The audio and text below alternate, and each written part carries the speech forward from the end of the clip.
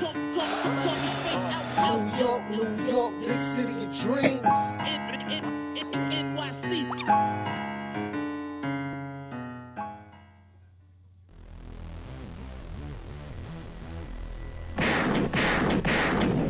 What's going on? This is Jay Ellis from the Knick Of Time Show, here giving you that Knicks talk just in the nick of time. And after a long layover and a 3-game losing streak, the Knicks come back into the Garden in honor of the team with 14. Oh, hey, Quentin Grimes chips in with 14 points. Obi Thompson gives you 15 points. But him, IQ, Immanuel has a career high 940 points, 9 assists, 1 block, 1 steal, 2 rebounds, shooting 82% from 3 and 71%. And the Knicks beat the Rockets in convincing fashion. The Knicks are phenomenal. They shot 58% from the field, 43% from 3, 35 assists on a day. This might be the most assists they had all season. And they just played well finally after not looking so good in the first half. And we need this win, and thank God we got it. And we're going to talk all about it, the good, the bad, and the ugly. But there's a lot more good today, so we're going to talk about it all. But before we talk about it, shout out to Fubo TV. If you want to watch the Knicks for free for 7 days, you know what to do. Go to FuboTV.com/KOT. That's FuboTV.com/KOT. You can watch the Knicks. You can watch other cable channels. And after 7 days, you can choose to purchase it or you can cut it. So shout out to Fubo TV and shout out to you guys who love watching the show. Please hit that like button. Please hit the subscribe button and hit that notification bell too as well. And always comment because we love the comments. All right. Now, I'm going to introduce you to my guys. First and foremost, it is the man, the myth, the legend, the guy with the stats and the facts. Ryan G's in the building.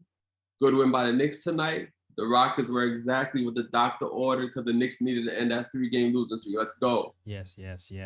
And of course, you know, Mr. ESPN contributor, posting and coaching contributor, Deadspin contributor, my man Lee Escobedo. Was good, Lee?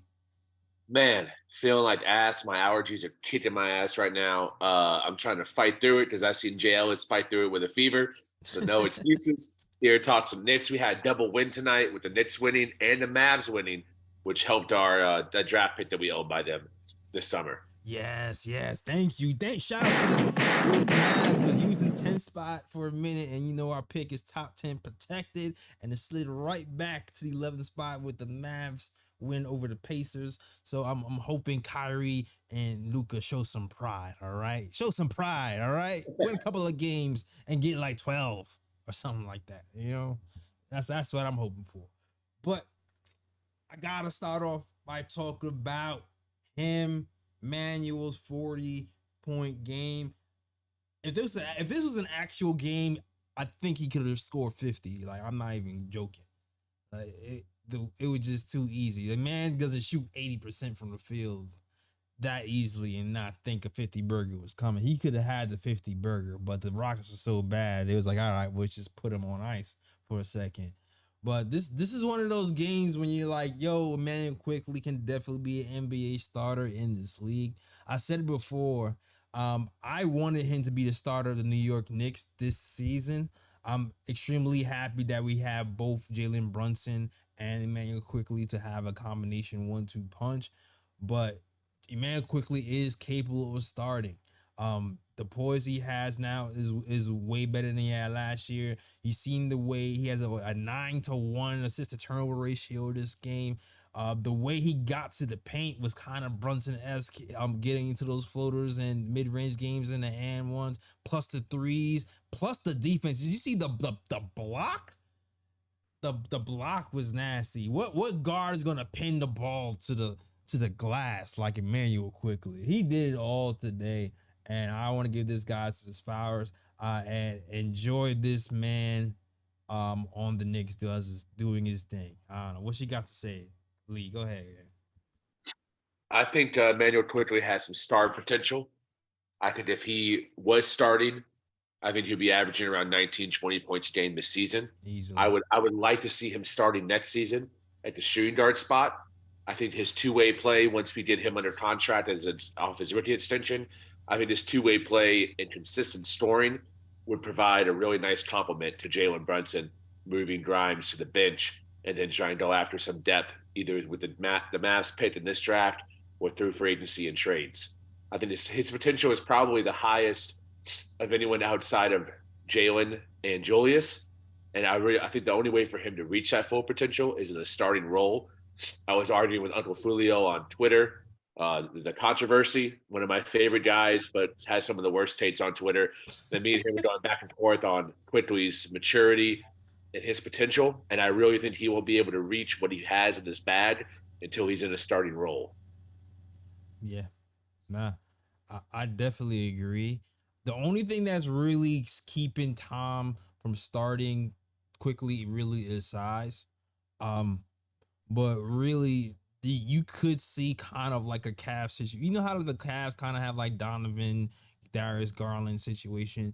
It would kind of be that would kind of be our situation if Quickley was to start. Really, two guys who can attack. Mitchell, he's undersized guard, but he can defend for his positions, and so can Quickley. Only thing is Quickley's not as heavy, so there might be some problems guarding heavier two guards long term. But it's tough. I really want to see Quickley start. I understand why he doesn't, but man, he's just so talented. I could definitely see him having all-star potential, all-star bursts beyond this season. Yeah, I'll say this. I would like Quickley to start as well, but I think for Quickley to start for the Knicks, especially with a small backcourt of Brunson and Quickley, I would like the Knicks to get a versatile defensive wing, as somebody with size. I think that would kind of balance the small backcourt. But Quickley overall tonight, he was great. 40 points, shot 82% from the field, 71% from three. The hot start in the first quarter, the way he was going off. Last game I was getting on him for his shot selection.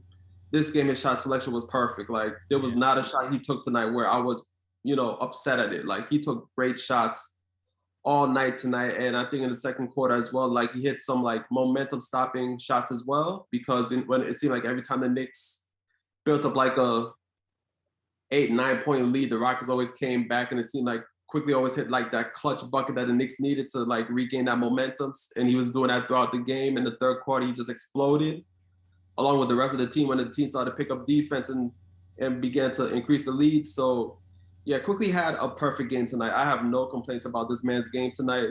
It was perfect. Yeah, I just wonder what his ceiling really could be if he was actually given the chance to start. And I don't know, this game just keeps reminding me of the article in which he was interviewed, and he talked about his desire to start eventually, which is why I say, I don't know, we might be able to keep him for the next contract, but I'm not sure if we'll be able to keep him for two contracts in a row. Like, I'm extremely nervous about that. I wouldn't be mad at him because I don't blame him, because he definitely has the potential to be more than what he's shown.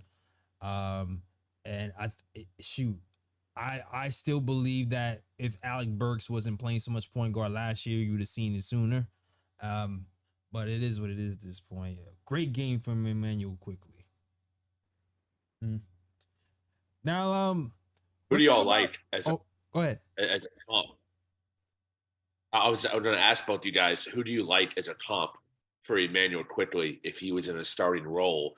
What player out there, past or present, do you think he would resemble with his ability to defend at a high level and score at a high level? You know what, Lee? Before you even asked that question, my mind was kind of racing on what the comp would be.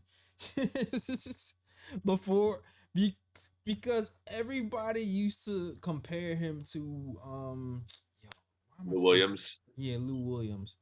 But he's better. He's a better defender. Yeah, he's a way better defender than Lou Williams for sure. Like, it's funny. he's taking a lot of Jalen Brunson's mid-range game. He kind of reminds me of like a Trayish Young light, but better defense, but not as good passing. Like, because of like the way he gets I into like the the De'Aaron lane. Fox comp. Huh? De'Aaron Fox. De'Aaron Fox is He's a better defender speed. than the De'Aaron Fox as well. Huh? Fox has been better this year. Defense. No, Fox has been nice. Yeah. Fox is, and yeah. I mean, that could be a ceiling. You think De'Aaron Fox? I don't think he has the speed to be Fox though. Like Fox's speed is crazy. Fast. Yeah, that's true. I can't really think of a comparison right now, though. He's hard to come out with a comparison. Like he takes pieces of, like he takes a little bit of Steph's game. And I'm not calling him Steph Curry shooter. Like I'm not. I hate when you compare. Here's the thing: when you compare people, is very easy to say, "Oh, Jay Ellis just called him Steph Curry. Oh, Jay Ellis just called him Trae Young." I'm not saying that's who he is. I'm just saying there's like little elements of their game in him, like the way Trae Young gets to the lane and stops and draws fouls to get the and ones at the mid range. Quickly does that a lot. Like the get in front of you, stop, and use your momentum against you to go the and ones. The way he relocates, I know Ryan talked about this one episode. The way he relocates at 3, like kind of reminds me of Steph sometimes. But it's not at the level of those guys. He doesn't have the super high passing IQ of those guys, but he has like elements of their game. That's the best I can come up with. I don't know. Like to me, I think IQ's a mix of different players. I can't really like nail down one player that he's like an exact comparison to. Like I think he just takes, like Jay Ellis says, like he takes like several like little things from different players and puts it all in one. Yeah. Very fair. Like he's definitely learned from Jalen Brunson's footwork for sure. Like the pivot, fadeaway, mid-range thing. He wasn't doing that last year. That's all from watching Jalen Brunson this year. Like he's taking that from him for sure. So he just takes, I don't know, he's like a little copy machine. I still remember one game we was watching Rockets versus Knicks, and I felt like he was copying Dame's game during the game one. Like IQ is a guy who studies players to the utmost power, studies film, and that's why I love the way he plays and studies, and it's going to translate, and he's going to get to where he's going to go, man. I had no doubt about his ceiling. I felt this since last year. I felt this since year 1, and I'm glad that we've seen it right now. Yeah. All right. Yo, salute to the panel. If you want to call in, you can. 319-527-6241. Shout out to B. Wells, Joe Long, JT Reddick, Felicia Lee, 90s Knicks. Everybody else is rock with the KOT show. What did you guys think about Randle's game today? A lot of people feel like this is a lot of people feel like the microscope might be on Randle today because of the debacle that happened versus the Orlando, even though he did play better in the second half of that game, but people wanted to see how he's going to react to this game. What did you think about Randle's game today? Randle had a good game tonight. 10 of 19 from the field, 26 points. He was definitely aggressive in the first quarter, along with Quickley, and that helped get the Knicks offense going. It definitely seemed like he was in better spirits this game, but it also helps when you're winning as well. Mm-hmm. So that's a positive. But overall, Randle had a pretty solid game. Like you really can't complain. He only had 1 turnover as well, so I think he played a pretty solid game today. Yeah, I agree. I think that was the thing I was on the most for was that he didn't try to take over or assert himself too much offensively. I also wanted to see him try his best on defense. Yeah. That's been one of the main struggles collectively and individually the last couple of games during his 3-game slide. Yes. Has been the team's effort on defense, and I don't think he was amazing, but I did see him try harder than he had in the last 3 games, and he also did a lot of deferring, has some good passes to find his teammates wide open. So those little things I was trying to see how, even though he does have the outburst, does the outburst carry over game to game? And is he Right. maintain the negativity and the pessimism and the me first mentality that he had during that slide, which was, to me, it was so apparent. It felt like a really bad PTSD from last season. And the difference between last season and this season with his antics is I think this has a shorter window. Like it's there, but it seems to be able to get under control, not just week to week, but even in the same game. Like you mentioned, the second half of last game, he didn't have another blow up like he did in the half. He didn't complain toward refs in the second half of that game, and he didn't really complain toward the refs this game either, which really seems to be his trigger. Is when he feels that he doesn't get the calls that he deserves as a star caliber player. That's when he starts throwing off on the referees, and no teammate, assistant coach, or head coach can calm him down. But I saw a great clip from Patrick Ewing over the weekend to help put things in perspective when he was going off on John Starks after not getting a call, and he was like, "Don't touch me, get away from me," more than 30 years ago. So I think stars that have a really high ego, which you have to be a great player in this NBA, they're going to have their moments where they feel like they're not getting what they deserve on the referee side of things. And I think Randle's no exception of that. And some of the players I love the most in the past, Ben Wallace, Rasheed Wallace, Zach Randolph, those guys were hotheads too, Kenyon Martin. So I like to see the passion. It just needs to be, tailored toward winning, not toward individual accolades. No, absolutely. There's a lot of guys who are passionate, who get technical fouls, and and you can take that in microcosms, but there's a fine line between passion and you kind of using that passion against you. I feel like Draymond Green is always like the perfect example to me, because Draymond Green is a guy who's super passionate, and that passion has anchored Golden State's defense to multiple championships. But at the same time, there was a playoff series where that passion cost them like a chip. Like some people will argue, because he was suspended, and those are the type of lines you walk when you're a passionate person. So you appreciate the passion, but you also know how far it can go, and you want to be able to kind of pull it back.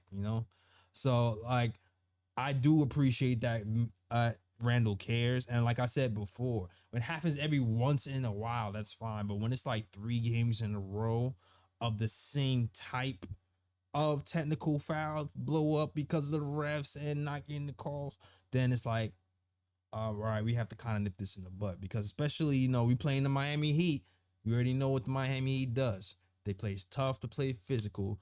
They're gonna try to draw fouls. They're gonna try to get under your skin, and knowing how you react, they're going to play on that. They're going to play on your emotions, so you're gonna have to be ready for that. I was really disappointed in how quick the mainstream media and even like micro media, not necessarily Knicks blogs and publications, but kind of like that second tier of publications that are just like all about clickbait and aggregation, quickly jumped on the Julius Randle emotional outburst, just trying to find some nits for clicks. And so, we had all that great winning streaks and great team unity and chemistry, and you didn't see a whole lot of articles being written about it until the media just couldn't afford not to recognize the great streak they were on. But the moment Randle has a bad game, it leads to a loss. You saw Julius Randle being talked about all across the media. Can the Knicks right the ship before the playoffs? I'm like, bro, we're in the 5th seed. Yeah, we're no 2 games over everybody. We're fine. Like the media couldn't wait to blow that out of proportion. It was annoying. Yeah. It's one of those things where it's like you want to address it, but you don't want to overblow it. Like I still feel like, trade Randle, you gotta get rid of this bum. Like stuff like that is overblowing it. You know what I mean? Because he's done a lot to this point. So stuff like that to me is overblowing it. But I still feel like you can address it, give it its proper due, and put it in its own box of importance without going overboard. You know what I mean? Like there is a middle ground to look at this, where you're not sensationalizing it, but you're like looking at it like, okay, now get it together. Right? It is what it is for me. get it together. But you talked about his defense earlier.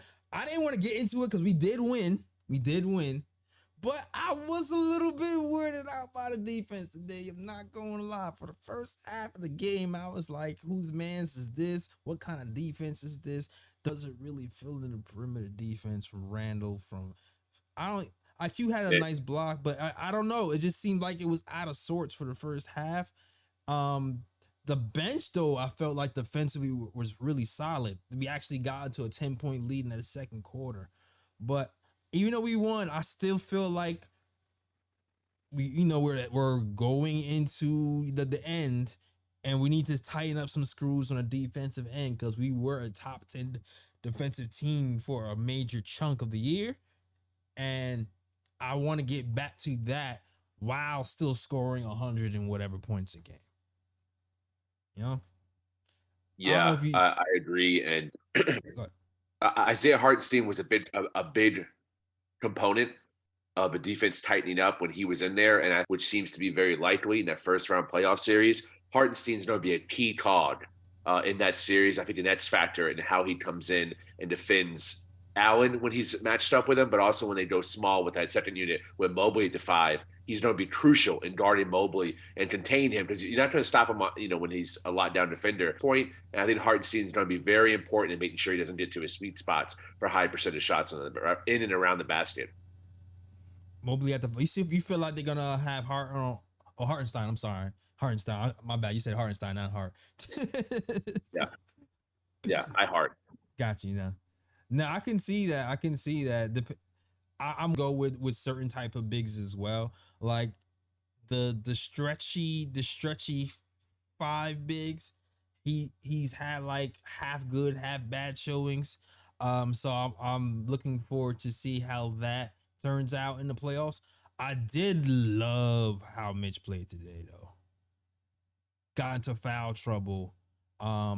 Actually felt like he got pissed at a lot of his teammates early because his teammates weren't really playing good defense, and he had to cover up a lot of their mistakes. And because of that, he ended up with like 3 fouls in the first half. But that third quarter, I feel like Mitch's defense single-handedly kept the Rockets at bay, because I still felt like the perimeter defense was still not all the way there, but Mitch just cleaned up mistakes. There was one play where I feel like he kind of pulled the Embiid, where he faced one defender, deterred that shot, turned around the opposite side and blocked that shot. And I'm like, what? And there was another shot where he just snatched the ball out the air in a dunk attempt, and I'm just like, yo, I'm leaving the court. If that ever happens to me, like somebody just snatches the ball out the air as I'm trying, that's embarrassing as hell. Mitch was phenomenal today. Yeah, that play in the second quarter that got him that third foul was, I think, was it on Kevin Porter Jr. when he split the double team? I think it was Quickley and Barrett on the perimeter, and he split the double team, and then Mitch had to cover that up, and then he ended up fouling Porter and get out the game in the third quarter. But yeah, his play in the third quarter was phenomenal. Like, he was definitely great on the defensive end, and that block on Jabari Smith was nasty when he snatched it out the air like that, and then on top of that, had this man arguing to the refs and get a technical get a technical foul because he thought he was fouled on that. And when he saw the replay, like, that block was clean as hell. So yeah, Mitch was a menace on defense in the third quarter. Yeah, that's one of those embarrassment fouls when you pretend it's a foul because you so embarrassed that it look crazy. Like, it's one of those. It's one of those. Yeah, what's happened with the connection, guys? I'm sorry. I don't know what's happened with the connection. I've been fighting with this connection for like 2 weeks, trying different stuff. I don't know what's happening, but it's been weird. I'm sorry about that, guys. All right. Yo, I seen an interesting question about Quentin Grimes. I want to get your guys' thoughts on this. You know, Josh Hart has come here. He's been a significant impact on his team. Stabilized the defense. He's gotten our net rating on from that bench from a negative to a positive ever since his insertion. But I've seen somebody feel like during the playoffs, Josh Hart should start over Quentin Grimes. I never really thought about that.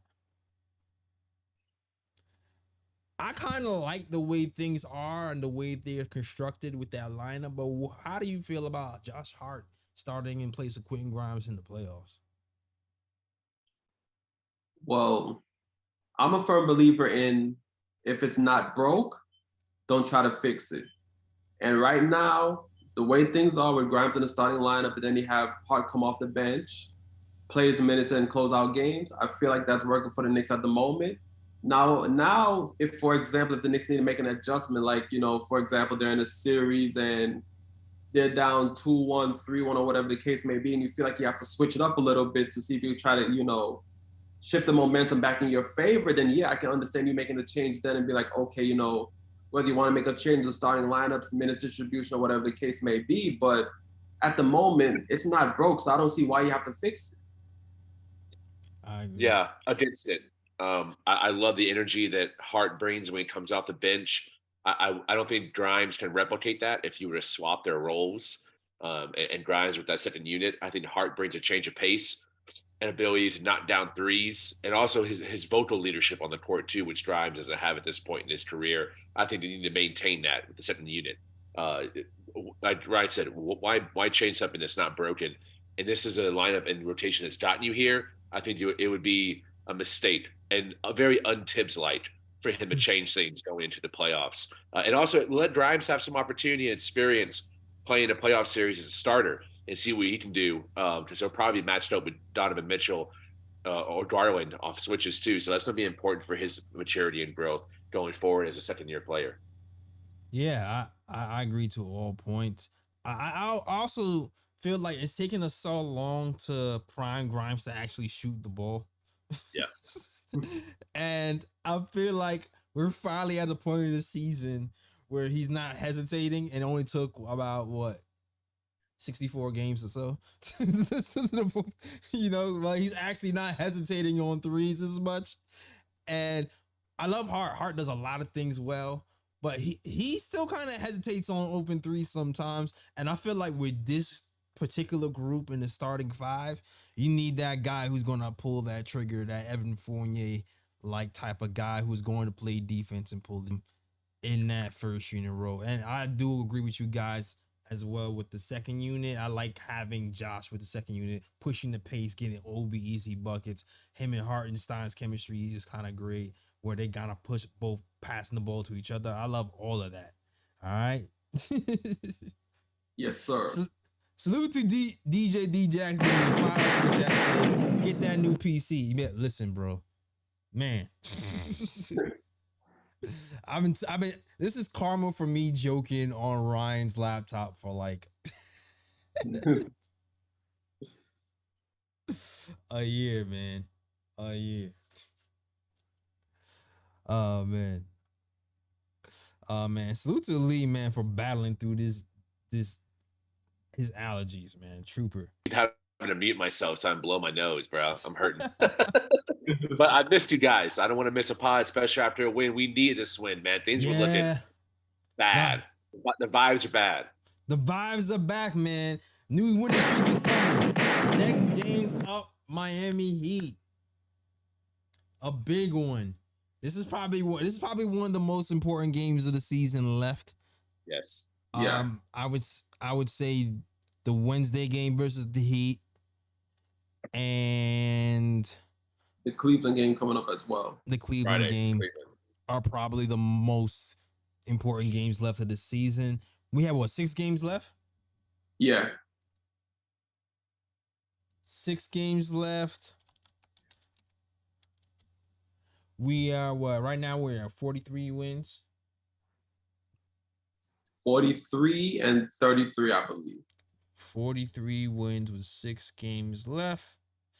Cool. And we got 1 versus Miami.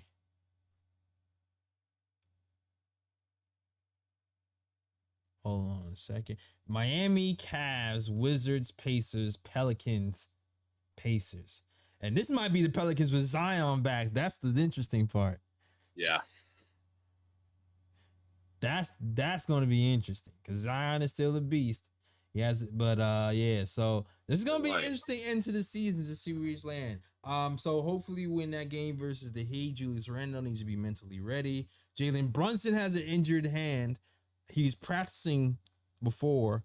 I think they're sitting him out as precaution, and it's said to be that he will be back to play against the Heat on Wednesday. Awesome. All right. Yo. Guys, have any final thoughts? We can make this a short show. I got one question I wanted to pose. I don't have the energy to argue about is this postseason a disappointment or failure if we lose in the first round of a Cavs? But I do want to ask both of y'all, outside of Donovan Mitchell, what factor does the Cavs look likely? What factor or player or situation makes you the most nervous facing them in the first round? Makes me the nervous. It could be a player. It could be, a deficiency that we have against them or something they do a lot better than us. Like, what part of that series makes you the most nervous?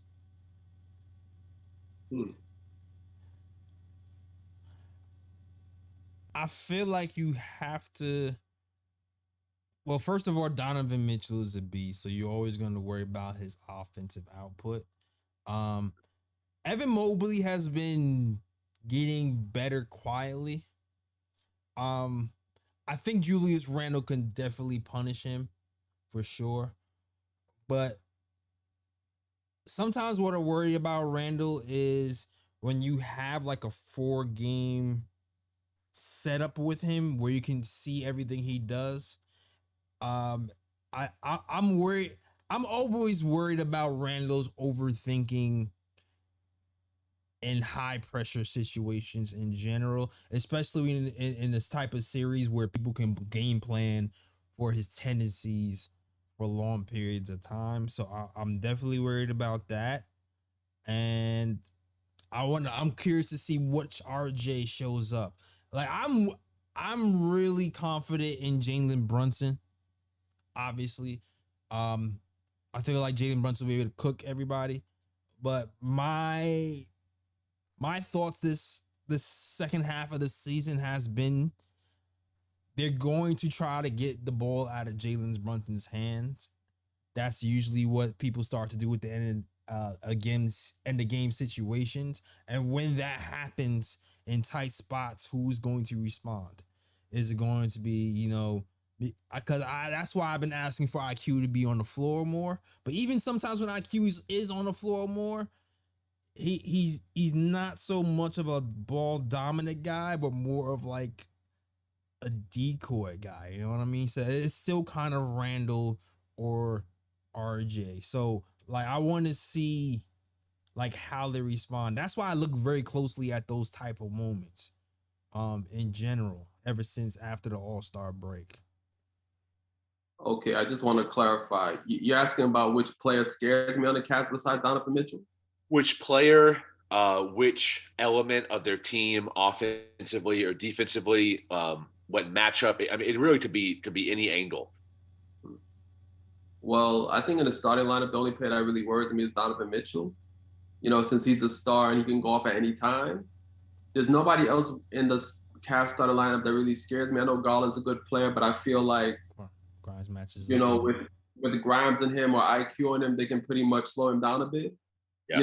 Evan Mobley, he's a player you have to worry about as well. But I also feel like if Randle can be on his game defensively, I feel like he can slow down Mobley as well. So I'm not too worried about Mobley. I think maybe the one factor I think the one factor that may worry me is maybe like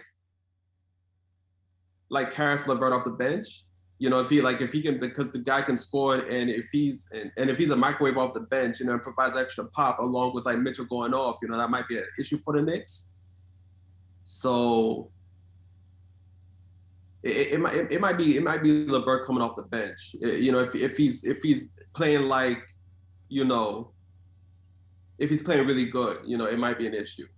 Yeah, I think the bench is going to be the deciding factor in this series, is whose bench is better. And Dean Wade scares me a little bit coming off the bench. Oh, yeah. Because he's a stretch 4. And I don't know if Randle and Obi can cover him when he's in, especially if he's playing next to Mobley.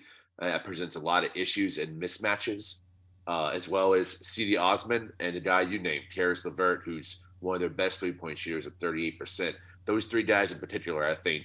I'm very happy Kevin Love's not there anymore, because Kevin Love always kills us. Like, that's a blessing that he's gone and on Miami. We got really lucky that they got rid of him, which was also odd because he was there during the championship years and provides a lot of veteran leadership. But, you never know what's going on in the locker room. But those three guys can be contained, and our bench can play really good defense. I feel confident in Hart's ability and IQ's ability. I think we win in 6.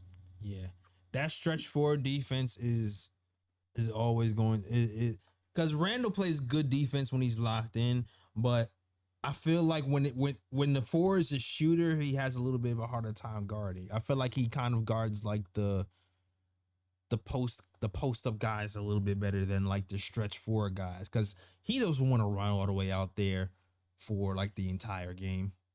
So yeah, but at the same time, Mobley's not a great shooter though, so I'm not really worried about that. No, not Mobley, but like if they go small. Oh, okay. If they go small, but not Mobley.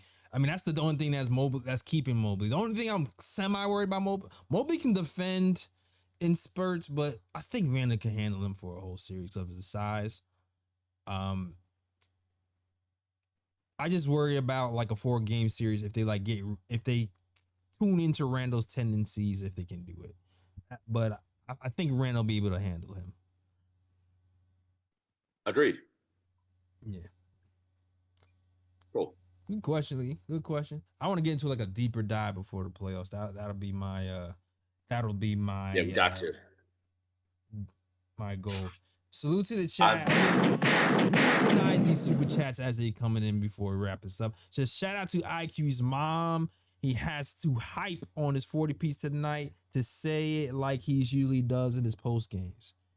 He was too hype on the 40. Okay, yeah, shout out. I know he was pissed he missed those free throws. I already know that. And shout out to Tony Banks who sends a $10 super chat that says, "I'm here." I see you, Tony. All right. That's my uncle. Yes, sir. Thank you, good sir. Thank you, good sir. Thank you, good sir. All love, Tony. Yeah, man. All right, yo, we did it, guys. He powered through. Lee's sick.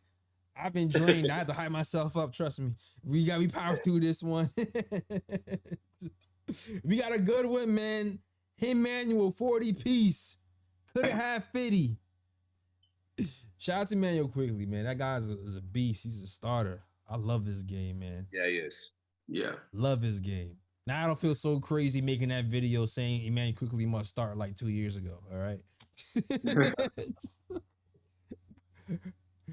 You want to talk about overreacting, Lee? One preseason game, I was like, Immanuel Quickley got to start. You want to talk about overreacting? Right, Ryan? Remember?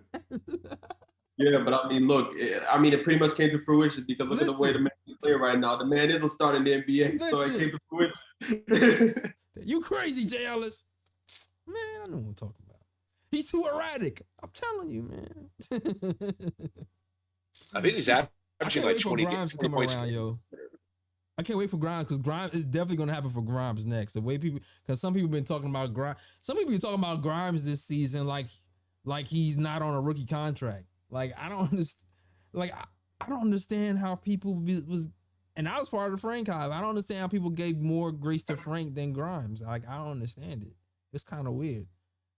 I think people forget that this is his second year. I mean, he got time to improve. Like, it's not like the man's like a 6-year, 7-year veteran playing like this. It's just his second year. Yeah, it's Jek's second year, and he's starting for this first time in his career in his second year, and like people are, I don't know, people be judging him like an 8-year player is kind of crazy. I don't know. But shout out to Grimes. Grimes is next. All right. Yo, that is our show. I don't know if you have any ooh picks or bro picks. I mean, you want to go, Lee? Yeah. Major bruh pick to the Mavs, losing on a dagger by Dennis Smith Jr., who I'm still rooting for from afar. Bruh. And he's become one of the best defensive guards in the NBA, which I would have never seen coming. because he was a complete turnstile here in New York and in Dallas. But he's playing fantastic defense as a pinch hitter starter with the Hornets and hit a 3 to sink the Mavs, which helps that pick. Which either we draft someone or we use that as a major trade chip. And I think it's probably the latter. I think Leon uses that because he always trades on draft day.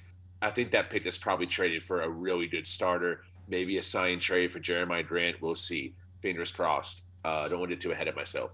And another broad pick to one of my main men, Uncle Fulio, the controversy. Me and that guy, man, there's a couple of people I really enjoy debating with, and he's not one of them because his takes are so ass, but he's a very nice guy. He's a sweet dude.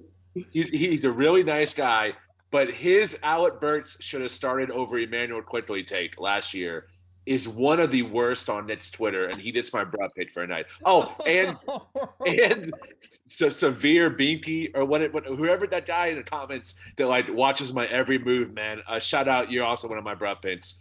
I hope you're all right tonight. Bruh. Yo, Lee is flaming people today. Oh, man. Jeez.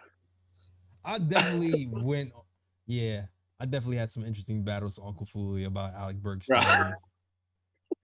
That was a head scratcher to me. Sweet guy, nice guy. To me was like, yes, I still remember. Yes, we're starting Alec Burks because he's a tall defender and he's gonna be a better defender. And then you look at all the defensive stats, and Alec Burks is getting cooked. And Immanuel Quickley's playing better defense than he was last season.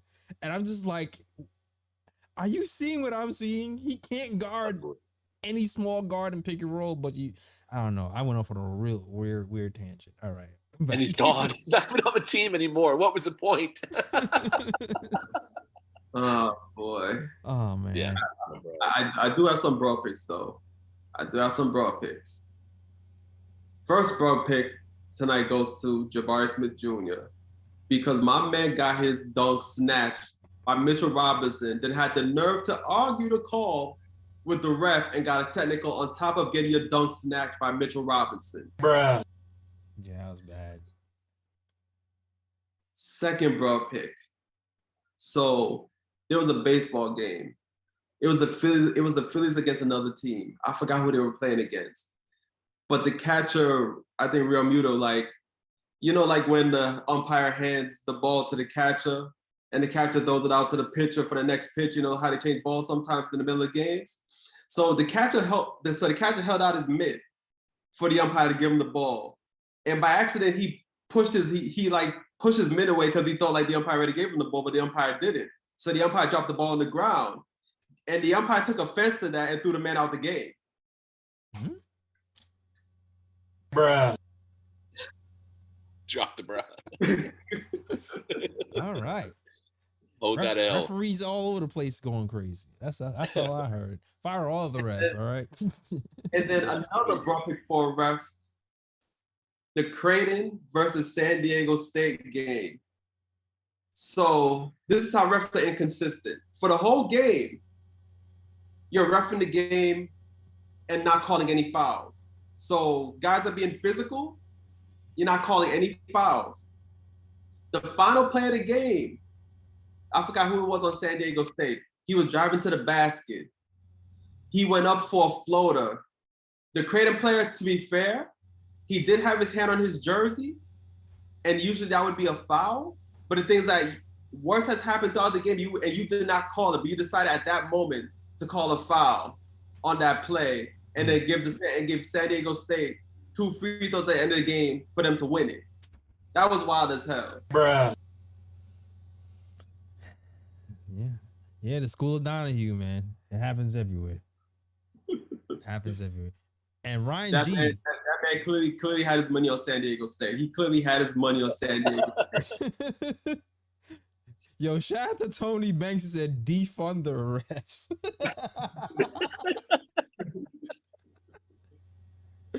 Oh man. Yo, what did you say, Ryan G? The sound went out, Ryan G.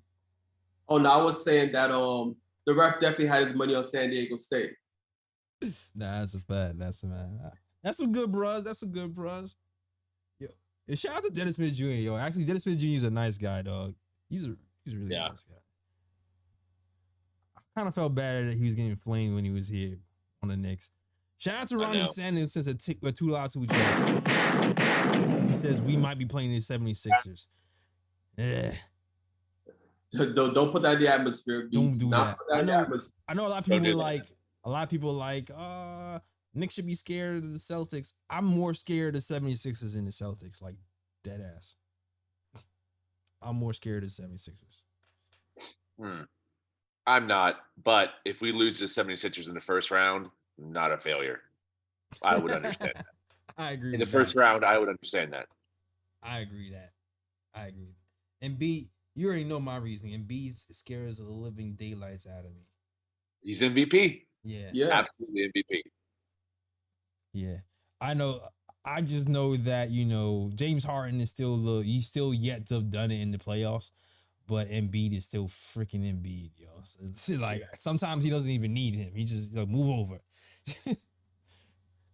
Yeah, but I will say this though, because Harden did turn it up. He did start to turn up at the second half of the season after the All-Star break. He did. If that Harden shows up in the playoffs along with Embiid, yeah, the 76ers are going to be a problem. Yeah. It would be the first time in Harden's career that he showed up that way, though. So the odds are against him. Just being honest, Just being honest. Now, I was arguing with somebody. I said, I feel like Embiid coming to the Knicks would make us a chip contender. I told somebody that, and they were just like, huh? He's like, yeah, we got, it's like Harden and Embiid versus Brunson and Embiid. And I looked at it, I was like, I kind of trust Brunson more in the playoffs than Harden. Sorry, not sorry. I mean, am I bugging? Based on evidence, even though Brunson is a way smaller sample size than Harden's, Brunson has shown up more in the playoffs. I mean, you got to be real about it. Between the playoff performance last year, the clutch numbers this year, in my mind, if you have two clutch players, one big, one small on the same team, you get shooters, defenders, and it's a chip. That's like 3D chip. That's what health permits. Anyway. Uh-oh. Yo. Uncle Fulio's in the chat.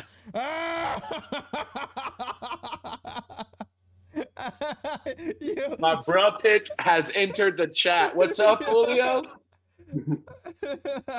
I love you, bro. You have some of the worst takes on Knicks Twitter, but you're a great dude, and you're not a bum. I actually really like you a lot. I really do. That's true. Yo, somebody had to have got him. Somebody got tag him on Twitter or something. And have Uncle Fulio go at each other right now. Uncle Fulio, you call in, man. Let's have you right now. I'll stay up if you want to call in, bro. Come on. I'm not feeling well, but I'll stay up. I'll shut up. I won't even get in this one because usually I got on Uncle Fulio's show. We talked about the Alec Burks thing too, but I'll shut up for this one. Since you know what makes his Tate so bad? It's not just that the Tates are complete ass. It's that he doubles and tripled down. It's like a year later and he's still talking about Alec Burks should have started over Immanuel Quickley. Like that is a knee deep in terrible Tates, man. That makes him a Twitter legend right there. I'm here, bro. I'm not going nowhere, man. He said he's awake. I gotta go to work. Have me on the show, man. I'll come to your turf. You can smoke me out. Come on. Let's do it.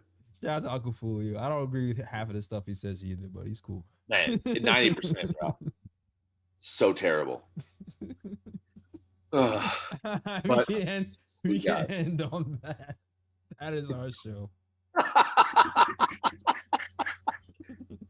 Shout out to whoever DM'd him and told him that I was talking about him. Shout out to you, bro. Everyone loves a snitch. The streets. It was probably Severe Binky or whatever his name is in the YouTube comments. I know somebody tagged him on Twitter. It was like, yo, Lee talking trash. the Kermit the Frog gif. Yo, Lee's talking trash. But for the record, he is not a bum. I do not believe Uncle Fulio is a bum. He's a nice guy. He's actually a great fan. I just hate his takes. That's all. Hate the take, not the person. I feel about that about a lot of people. Yeah. I'm pretty sure they feel that way about me sometimes too. I feel that way about you sometimes. Oh, I feel that way about you sometimes too, Lee. I know. Feelings mutual, bro. The feeling is mutual. Oh, man. My guy. Like, Tips can go 82-0. But if they lose to the Cavs in 6, fire him. If we win 8-2-0 and we lose in the first round, you better fire his ass, man. What are you talking about? Get out of here with that, bro. You see, in that case, I 100% agree with Lee. And we're like 82-0 and losing the first round. That coach should not see the light of day next season. He should not see the light of day. Oh, man. That was a bad example for a joke. Oh, man. All right, that's our show, guys. Getting it on that note. Oh, man. Lee, let them know where can find you, man. Man, on Twitter @_Lee Escobedo, or in these YouTube comments, me and Jay Ellis have had a hell of a last couple of days going at each other's necks. Yeah. It's been fun, always respectful. And you know, our debate, man, our debate got a lot of views, man. It's approaching 2K views, and we've kept it respectful throughout. I think we're showing people how to debate about things that we're passionate and deeply in love with as team Orange and Blue. You know, we both ride or die with the Knicks, and we keep it respectful, which I think is important in these debates. Yeah. And shout out Uncle Fulio. Find me on Twitter. Yeah. Some people was like, yo, you need to do more debates like that. I'm like, it happens organically. So it's like, it's not like, you know what I mean? It's not like, oh, this week we're going to plan a debate on, you take the opposite of black hats versus blue hat. Like, I think that shows the chemistry of a show. We have a nice dynamic right now, you know, like Jay Ellis is usually over here, I'm usually over here, and Ryan's in the middle. So it balances out really nicely. That's true. Facts. I'm like the mediator. Referee. That's a fact. Ryan G, let him know where to get by you, sir. You can find me on Instagram at Sir G is chilling. Sir G is chilling. That's SIR. G is CHILLIN. You can also find me at Sir G's Corner. You can also find me on Twitter at Ryan G KOT. And yes, I am one for respectful debates, because the disrespect will end up with somebody getting, I ain't gonna say it, but you already know the vibes. Yeah. The G and Ryan G is for what? It's for gangster. We all know. All right. Follow us, the KOT Show on Twitter, the Knick Of Time Show on Instagram. Yo, is my computer gonna be able to handle? I'm gonna just tell y'all, yo, this thing is acting crazy today. There you go. The Knick Of Time Show on Facebook. All right. SoundCloud, iTunes, Google Play, Stitcher, wherever you listen to podcasts, you can listen to the KOT Show. Also, snapbacks, black and white, blue and orange. Go to the nickoftimeshow.com/catalog for those. All right, cool. And also go to nickoftimeshow.com for the blogs as well. All right, cool. All right. I do have one thing to mention. What's up? Because I see someone acting up in the chat. JB, don't come in with the disrespect talking about the only orange and blue is the Houston Astros. This is still New York, all right? This is still Yankees town, all right? You do not mention the Houston Astros around these parts, okay, good sir? Okay? You better tell me about Craig. You can't spell Astros without That is our show.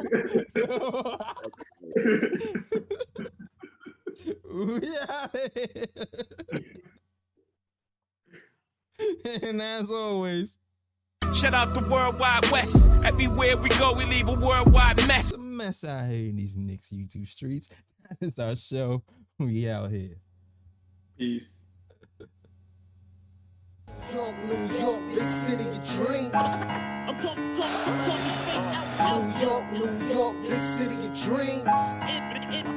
NYC.